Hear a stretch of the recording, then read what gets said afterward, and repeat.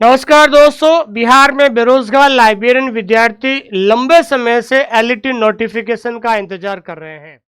Notification नहीं आने का क्या कारण है और अफवाह भी जो है बिहार में चल रही है कि ये नोटिफिकेशन नहीं आएगा।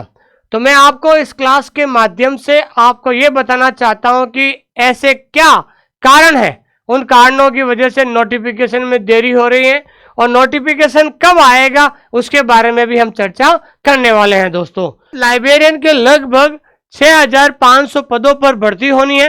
नियमावली लागू होने के बाद सभी जिलों से रिक्तियों को अंतिम रूप से संकलन करना है और रोस्टर क्लियरेंस कराना एक लंबी प्रशासनिक प्रक्रिया है। इस प्रक्रिया को पूरा होने में भी समय लगा है। एक्चुअली नोटिफिकेशन नहीं आने के कारण एक ये भी है, तो सेकेंडरी स्कूल और सीनियर सेकेंडरी स्कूल दोनों में लाइब्रेरियन पद इनको स्वीकृत करना है।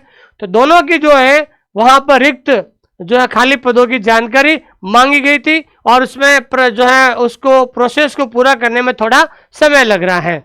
और दूसरा ये एलईटी नोटिफिकेशन नहीं आने के कारण दूसरा ये कारण रहा है कि सिलेबस, एक्चुअली समय पर सिलेबस जो है वो अपडेट नहीं हो पाया था कि अब एलईटी का सिलेबस क्या रखें। तो उसके बाद वहां सूत्रों से पता चला था कि एलईटी का सिलेबस में ध्यान रखना है 100 क्वेश्चन आपके लाइब्रेरी साइंस के रखे थे और उसके बाद जो है 50 क्वेश्चन जो आपके जीके जीएस के रहेंगे। तो ये लगभग आपका जो है 150 क्वेश्चन का जो ये पेपर होगा जिसमें नेगेटिव मार्किंग नहीं रहेगी।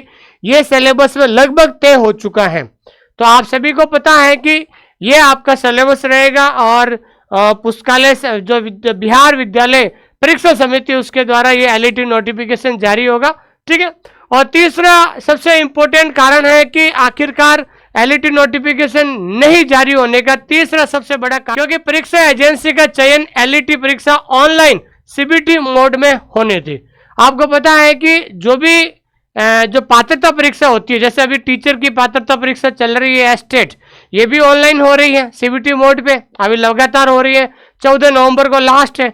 उसी तरीके से लाइब्रेरियन की भी पात्रता परीक्षा है, ये इसको क्या करवाना दोस्तों, सीबीटी बेस्ड पर करवाना था।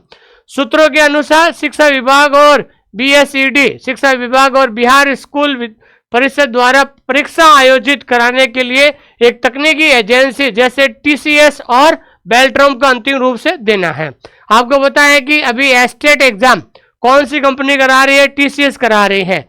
तो अभी एस्टेट एग्जाम में जो है टीसीएस कंपनी बिजी है और 14 नवंबर को ये एस्टेट एग्जाम खत्म हो जाएगा। उसके बाद बिहार जो है विद्यालय परीक्षा समिति जो है ये कोई ना कोई इन दोनों में से किसी एक कंपनी को कॉन्ट्रैक्ट दिया जाएगा कि आपको ही ऑनलाइन जो है एलईटी एग्जाम कराना है और कॉन्ट्रैक्ट देने में कुछ तकनीकी और प्रशासनिक देरी हुई है। तो कहीं ना कहीं सिलेबस को लेकर, एग्जाम कराने को लेकर ये प्रमुख कारण रहे थे जिसकी वजह से एलईटी नोटिफिकेशन जारी नहीं हो पाया था। दोस्तों, आपको बताया कि बिहार स्कूल पुस्तकालय अध्यक्ष नियमावली 2025 को राज्य कैबिनेट से मंजूरी मिल चुकी है। इस नियमावली में पात्रता परीक्षा यानी एलईटी को अनिवार्य कर दिया गया है। ये अपने आप में सबसे बड़ा आधिकारिक सबूत है कि परीक्षा होगी।